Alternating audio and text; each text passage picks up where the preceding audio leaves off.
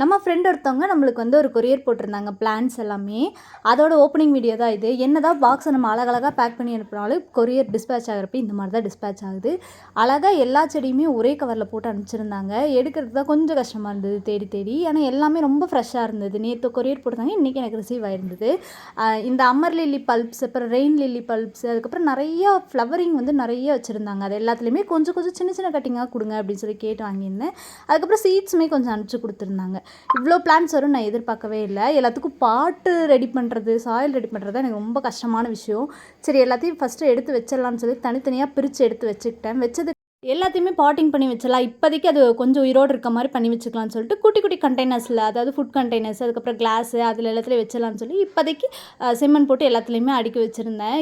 எப்படி வரப்போகுதுன்னு தெரியல, எந்த அளவுக்கு இது வரும்னு தெரியல. இந்த மாதிரி நான் பண்ணதே கிடையாது. இதுதான் ஃபஸ்ட் டைம் பண்ணியிருக்கேன். நிறைய பிளான்ஸ் சூப்பராக இருந்தது. தேங்க்யூ, பாய்.